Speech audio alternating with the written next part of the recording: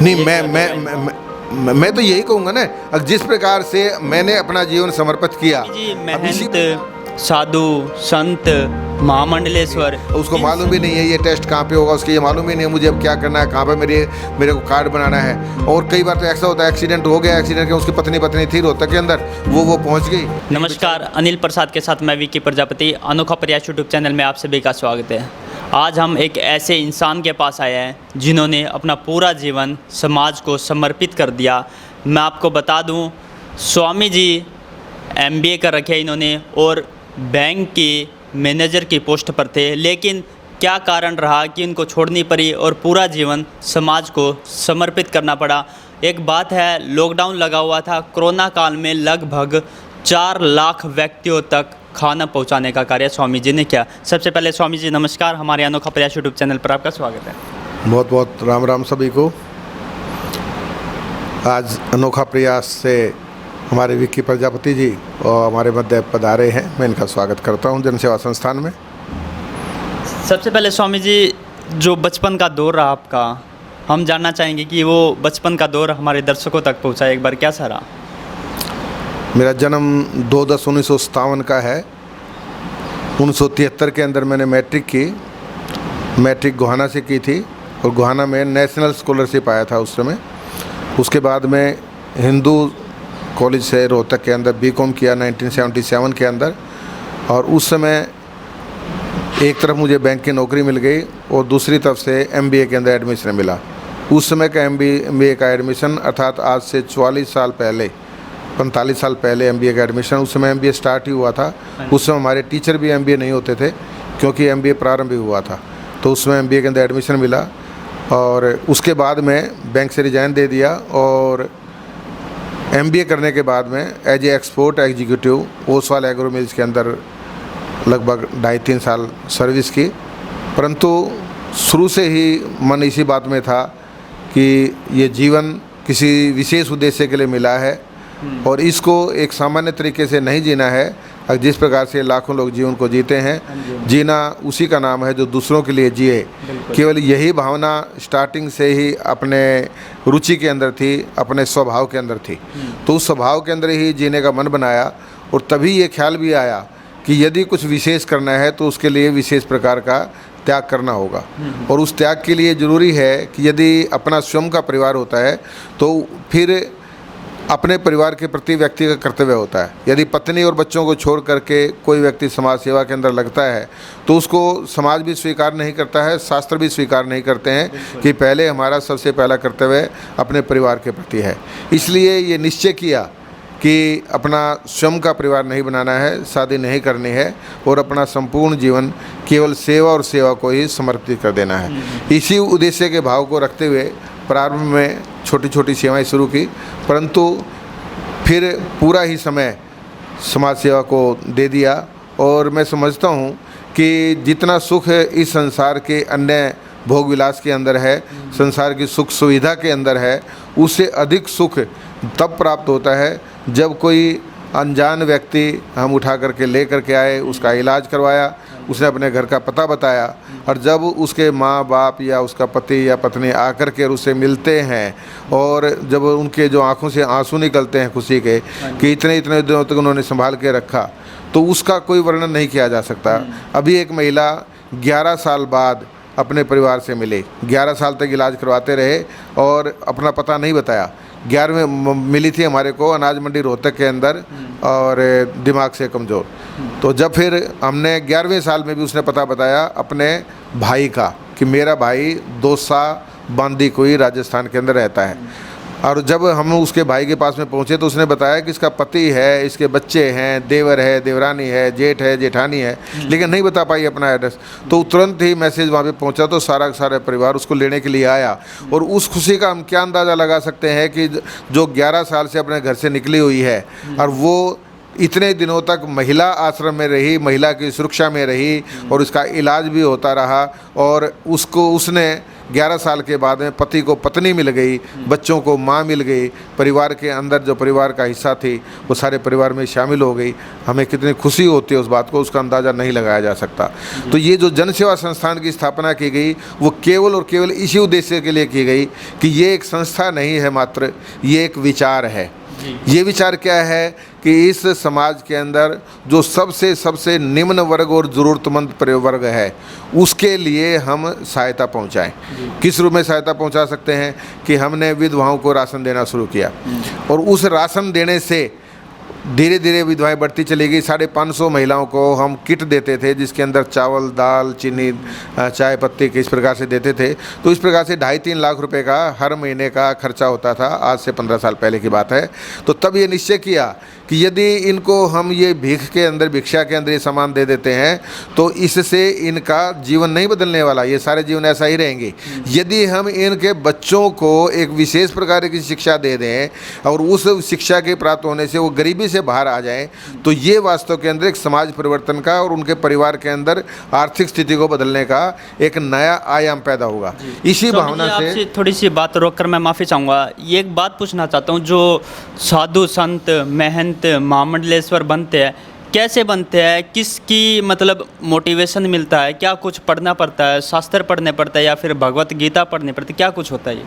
नहीं, इसके लिए ऐसा कोई विशेष नियम नहीं है। जो साधुओं के अंदर विशेष कार्य करते हैं, जैसे कोई विशेष बड़ा कोई, जैसे हमारा ये कार्य था जन सेवा संस्थान का, जिसको कि हर प्रकार की मान्यता समाज के द्वारा भी है, सरकार के द्वारा भी है। जैसे कि सरकार ने, हरियाणा सरकार ने जो के रिकमेंडेशन से कहना चाहिए, जो इंदिरा गांधी यूनिवर्सिटी है मीरपुर रेवाड़ी के अंदर, उन्होंने डॉक्टर की मानद उपाधि प्रदान की। जो डॉक्टरेट की मानद उपाधि है ये एक सामान्य उपाधि नहीं मानी जाती। अभी मोदी जी को भी गुजरात के अंदर किसी यूनिवर्सिटी ने मानद उपाधि दी है और ऐसे ही हमारे खट्टर साहब जो मुख्यमंत्री हैं उनको भी मानद उपाधि कुरुक्षेत्र यूनिवर्सिटी ने दी। तो ये एक बहुत ही सीमित लोगों को दी जाती है। तो ये एक प्रकार की एक एक्सेप्टेंस होती है कि हमारी जो सेवाएं हैं उनको स्वीकार किया है। और उसी आधार के ऊपर जो स्टेटस होता है, जिसका जितना बड़ा स्टेटस होता है, उसके आधार पर जो हमारे शंकराचार्य होते हैं, शंकराचार्य के नीचे आचार्य महामंडलेश्वर होते हैं, उनको ये पावर होती है कि वो आगे महामंडलेश्वर बनाए। तो स्वामी सदानंद जी महाराज जो कि हमारे सोहम परशुहम परंपरा के अंदर आचार्य महामंडलेश्वर से भी ऊपर थे और उन्होंने फिर वो हमारे गुरुजी थे और उन्होंने ही मुझे महामंडलेश्वर की उपाधि प्रदान की। और ये जो उपाधि है ये एक प्रकार का जस्ट एक समाज के अंदर एक स्वीकार्यता होती है इस बात के लेकर के कि उन्होंने कोई विशेष कार्य किया है और जिस वजह से वो साधुओं के अंदर भी महामंडलेश्वर बने हैं। आप दर्शकों के लिए एक बात है, स्वामी जी को बिना पढ़ाई किए डॉक्टर की उपाधि मिली है, लेकिन कई व्यक्ति लाखों रुपए खर्च कर देते हैं डॉक्टर की उपाधि के लिए। लेकिन अगर आप सोचोगे स्वामी जी ने समाज के लिए बहुत कुछ किया है, नाम कमाया है, समाज को पूरा जीवन समर्पित किया है, इसलिए ही डॉक्टर की उपाधि रेवाड़ी यूनिवर्सिटी से इनको मिले। स्वामी जी महंत, साधु, संत, महामंडलेश्वर, इन सभी चीज़ों में क्या डिफरेंस है? सबसे पहले कोई साधु बनता है, लेकिन जब कोई साधु अपना आश्रम बना लेता है तो उस आश्रम के अंदर कुछ सेवाएं भी शुरू हो जाती हैं, भंडारे भी शुरू हो जाते हैं, साधु संत भी आकर के ठहरते हैं। तो फिर वो उस आश्रम का महंत कहलाता है, उस आश्रम का प्रबंधक कहो, इंचार्ज कहो, सुप्रीम कहो, तो वो कहलाता है महंत। और फिर उसके बाद में जब वो महंत भी बड़ा हो जाता है फिर उसको अखाड़ा परंपरा के अंदर, हमारे जो है ना पुरानी जो परंपरा सनातन परंपरा, उसके अंदर अखाड़ा परंपरा है, उसके अंदर हमारे जो सुप्रीम माने जाते हैं वो शंकराचार्य थे और उन शंकराचार्य ने ही हमारी ये आगे हिंदू धर्म की सारी व्यवस्थाएं की। तो पहले महंत होता है, उसके बाद श्री महंत होता है और उसके बाद महामंडलेश्वर होता है, उसके बाद आचार्य महामंडलेश्वर होता है और उसके बाद में शंकराचार्य होते हैं। इस प्रकार से ये परंपरा साधु परंपरा के अंदर चलती है। तो अब इस समय तो जो हमने ये निर्णय किया था कि विधवाओं के बच्चों को पढ़ाया जाए, तो अब आप आश्चर्य लगाओगे कि इस समय हमारे पास में 803 बच्चे पढ़ रहे हैं नर्सरी से लेकर के +2 तक। और अभी भी इस वर्ष भी एक विधवा के बच्चे को MBBS में एडमिशन मिला है। अर्थात MBBS के अंदर एडमिशन मिलने का मतलब है कि वो जो उसका परिवार है केवल उसकी माँ है और बहनों की शादी हो गई है, माँ और बेटा दोनों जने सिर्फ घर में रहते हैं। और अब उनका MBBS में एडमिशन के मिलने का मतलब हुआ वो परिवार गरीबी की रेखा से बाहर आ गया। पिछले साल एक बच्चे को वेटरनरी डॉक्टर के अंदर दाखिला मिला, अभी BMS में दाखिला मिला, एक को NIT क्षेत्र में दाखिला मिला, कई BSc नर्सिंग कर रहे हैं, लेबोरेटरी टेक्नीशियन का कोर्स कर रहे हैं, फिजियोथेरेपी का कोर्स कर रहे हैं। तो इस प्रकार से गरीबों के कुछ बच्चे इंटेलिजेंट होते हैं, उन बच्चों को हम विशेष शिक्षा दे करके गरीबी से बाहर निकालने का प्रयास कर रहे हैं। तो ये जो सोच है एक प्रकार की कि हमने केवल सेवा के लिए नहीं करनी है, हमने समाज के अंदर एक परिवर्तन लाना है। किसके लिए? जो सबसे ज़्यादा गरीब वर्ग है वहाँ तक हमें पहुँचना है। इसी प्रकार से मैं समझता हूँ समाज के अंदर सबसे ज़्यादा जो ज़रूरतमंद वर्ग है वो कौन है? वो दिमाग कमज़ोर लोग जो सड़कों पर घूम रहे हैं, जो भिक्षा भी नहीं मांगते हैं, 10-10 दिन तक भूखे रहते हैं, महीनों उनको नहाए हुए हो जाता है, उनको चोट लग जाती है तो उनका इलाज नहीं होता, जिस वजह से उनका घाव गल जाता है, कीड़े पड़ जाते हैं और वो मृत्यु की बाट जो रहे होते हैं। तो कोई संसाधनों के अभाव के अंदर मृत्यु को प्राप्त ना हो, इस मिशन को लेकर के हमने अनाथ आश्रम वृद्धाश्रम स्थापित किए। इस समय हमारे पास पुरुष अनाथ आश्रम के अंदर 220 लोग रह रहे हैं, महिला अनाथ आश्रम के अंदर 212 महिलाएं रह रही हैं और जींद के अंदर भी हमारा अनाथ आश्रम है, 67 पुरुष वहाँ पे रह रहे हैं। चरखी दादरी के अंदर है, वहाँ पर भी 65 लोग रह रहे हैं और कलानौर में भी 51 लोग रह रहे हैं। तात्पर्य क्या है? अब सभी सारा समाज जनसेवा संस्थान के साथ जुड़ करके अब पानीपत के अंदर आश्रम बन रहा है 350 लोगों के लिए, जींद में आश्रम बन रहा है 300 लोगों के लिए, गोहाना के अंदर आश्रम बन रहा है 260 लोगों के लिए, बहादुरगढ़ के अंदर आश्रम बन रहा है 150 आदमियों के लिए। ये आश्रम इस समय निर्माणाधीन है। और इसके साथ साथ जो विशेष बात मैं कहना चाहूँगा, ये सारी की सारी सेवाएँ हैं शारीरिक। इसके स्वामी जी, जैसे स्थापना अलग अलग स्थानों पे हो रही है हरियाणा में, जन सेवा संस्थान की बहादुरगढ़ भी हुई, गरोंडा भी हुई, पानीपत भी हुई, जींद भी हुई, ये सब किसके सहयोग से हो पा रहा है? समाज के सहयोग से हो पा रहा है या फिर सरकार भी इसमें इंक्लूड है? केवल और केवल मुझे यही शब्द प्रयोग करने पड़ेंगे, केवल और केवल समाज के सहयोग से ये काम चल रहा है। हमारे पास में प्रतिदिन का 2.25 लाख रुपए डेली का खर्चा है, अर्थात साल के अंदर 7 करोड़ रुपए का खर्चा है। उस सभी का सभी संस्थाओं का मिलाकर है या स्वामी जी रोहतक की संस्था? टोटल क्योंकि हमारी संस्था के अंदर जन सेवा संस्थान रोहतक ये हेड ऑफिस है और आगे सारी ब्रांचेज हैं। हमारे जो इनकम टैक्स के अंदर ATG मिला हुआ है वो सेंट्रल हेड ऑफिस को मिला हुआ है और वही सारी ब्रांचों के ऊपर अप्लीकेबल है। इसलिए जो इनकम टैक्स की रिटर्न भरी जाती है वो भी सारी ब्रांचों के अलग अलग ऑडिट होते हैं और बाद में यहाँ पर कॉपी आ जाती है, उन सबको कंसोलिडेट करके एक रिटर्न सबमिट की जाती है। इस प्रकार से व्यवस्था जन सेवा संस्थान के अंदर रहती है।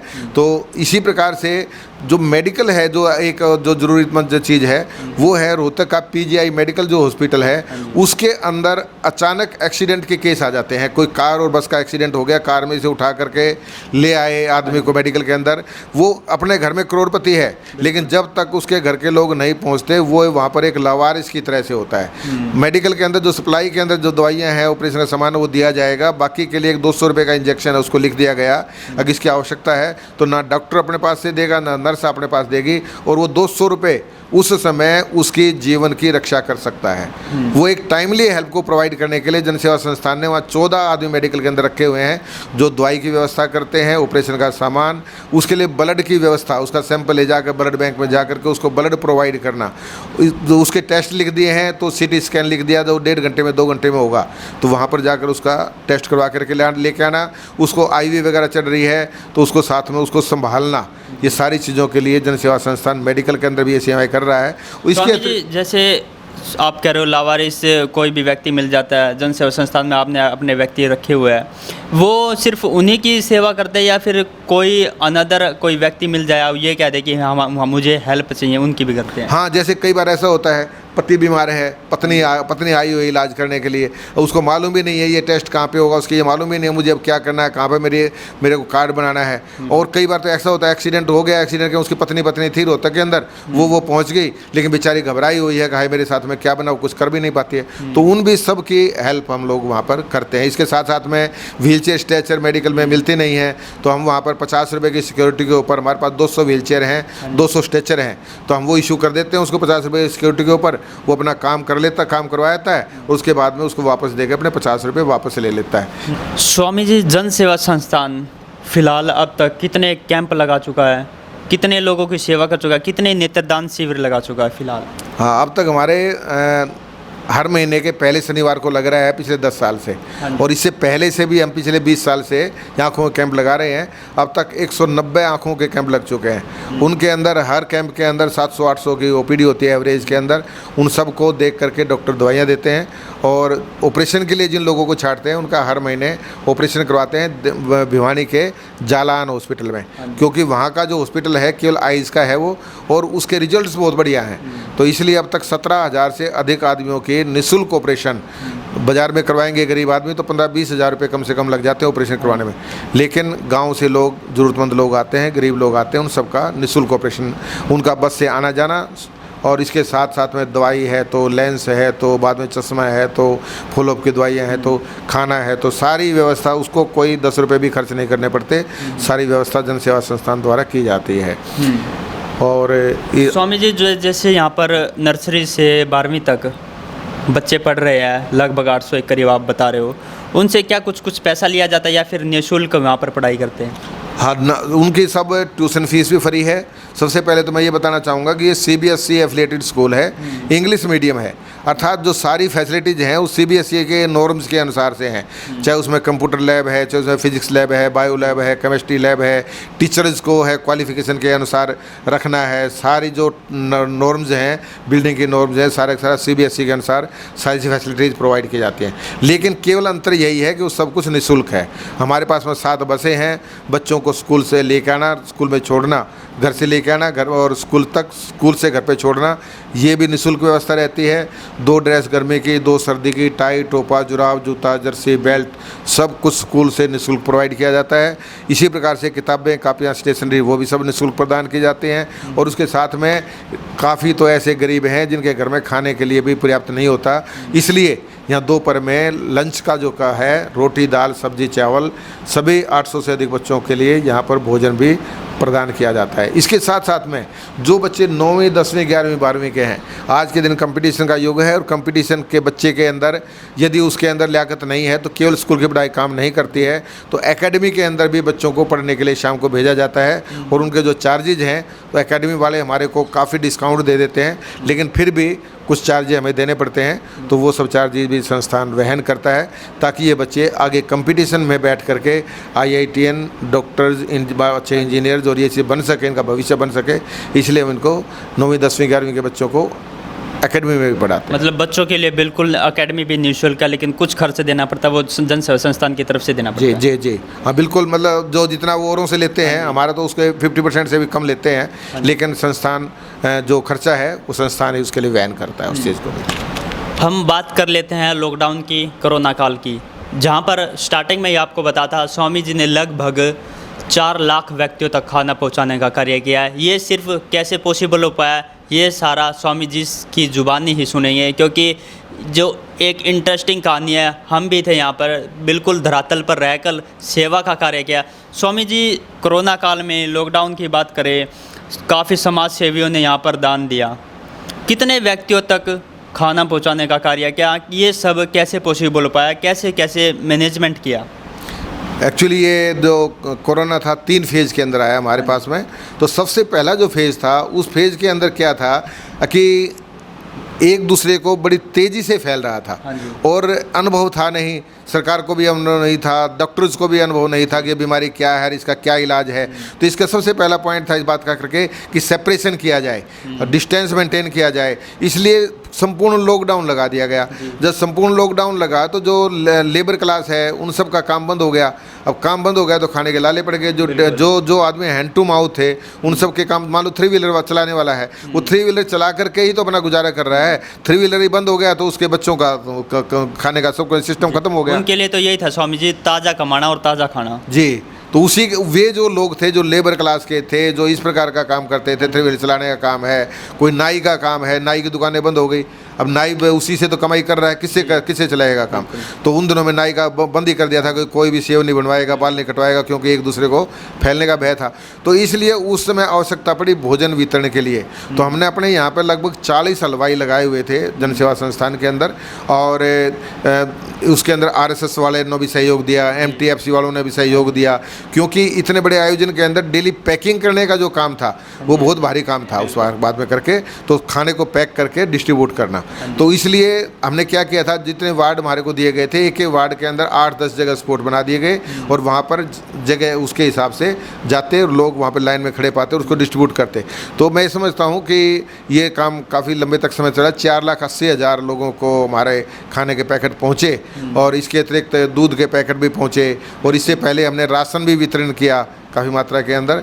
और विशेष रूप से जो सेकंड वाला जो आया, जिसके अंदर से ऑक्सीजन की कमी हुई और डॉक्टर्स ने हाथ खड़े कर दिए एडमिशन करने से, मेडिकल के अंदर भी नो एडमिशन लिख दिया गया। ये एक बहुत बड़ा चैलेंज था अपने आप के अंदर कि मेडिकल के बाहर लिख दिया गया नो एडमिशन। 27 साल का लड़का है, स्ट्रेचर के ऊपर है, और वो मृत्यु के नज़दीक पहुंचा, वो क्या करे। तो बहुत बड़ी हिम्मत करके हमने यहाँ पर, स्कूल बंद था तो स्कूल के अंदर कोविड सेंटर स्टार्ट किया, और उस कोविड सेंटर के अंदर हमने एक सिस्टम डेवलप किया क्या कि यदि उनको ऑक्सीजन की जो कमी है, तो नवीन जैन जी जो हैं उन्होंने बड़ी इस मामले के अंदर बहुत बड़ा सहयोग दिया कि उन्होंने हमारे को 31 ऑक्सीजन कंसनट्रेटर दिए, जिसको कि सपोर्ट के रूप में उनको अंदर लगाया गया। इसके अतिरिक्त हमारे पास में कुछ अपने सिलेंडर थे, जो कि सेठ मनमोहन गोयल भी, श्री राजेश जैन जी भी, इन सब ने इस कार्य के अंदर सहयोग दिया। स्वामी जी, हम कर तो नहीं पाएंगे डायरेक्ट रूप से, लेकिन हम आपके पीछे 100% आपकी बैग के अंदर हैं, आप खर्चे की कोई परवाह मत करना, और हर तरीके से इस काम को उन्होंने सपोर्ट दिया। तो हमने एक सिस्टम डेवलप किया। क्या डेवलप किया कि OPD तो होगी डॉक्टरों के द्वारा, मेडिकल में OPD चालू थी, कोई भी कोविड का पेशेंट जाए तो उसको दवाई लिखी जाती थी। इसी प्रकार से प्राइवेट डॉक्टर्स भी OPD के अंदर दवाइयाँ लिख देते थे। तो इलाज तो चला उन डॉक्टर्स का, और हमने अपने यहाँ उनको फ्री एडमिशन दिया, ऑक्सीजन कंसनट्रेटर दिया, सुबेरे शाम दूध के अंदर हल्दी डाल करके दी, हर एक को अलग अलग एक जो भाप लेने की मशीन है सबको प्रोवाइड कर दी। इसके साथ में काढ़ा उन दिनों में बड़ा उपयोगी था, तो दोनों समय काढ़ा बना करके उनको दिया।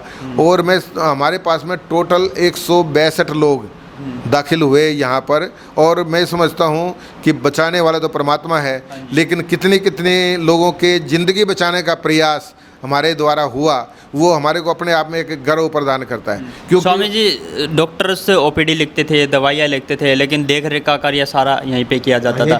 कितने व्यक्ति यहाँ पर आइसोलेट हुए, कितने व्यक्तियों को यहाँ पर सुविधा उपलब्ध करवाई गई? हाँ, तो टोटल हमारे पास में 162 लोग दाखिल हुए हमारे पास में, क्योंकि हम एक का सबका रिकॉर्ड रखते थे आधार कार्ड के साथ में कि कौन कौन दाखिल हुआ, और एक टाइम के ऊपर 32 लोग हमारे पास में दाखिल थे, कभी कम कभी ज़्यादा, कभी कम कभी ज़्यादा, लेकिन 32 लोग मैक्सिमम तक अपने व्यवस्था कर पाए।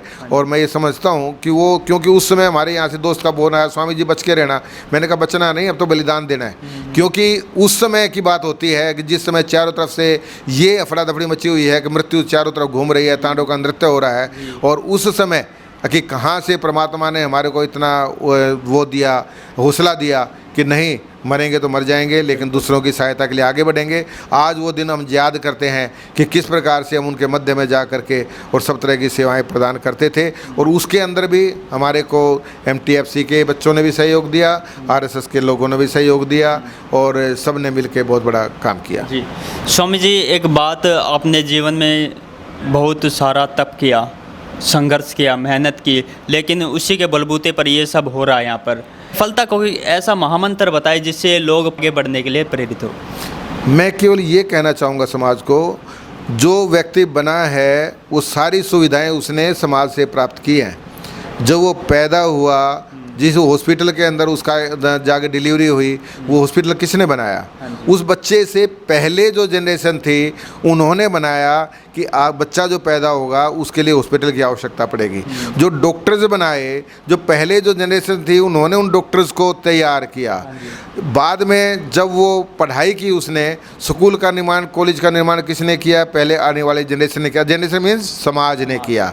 और इसी प्रकार से बाद में वो कमाने लायक हुआ, तो वो जो सारी परिस्थितियाँ बनी, सारी चीज़ बनी, किससे कमाता है? जब तक कस्टमर नहीं होगा तो दुकानदार कमाएगा कहाँ से?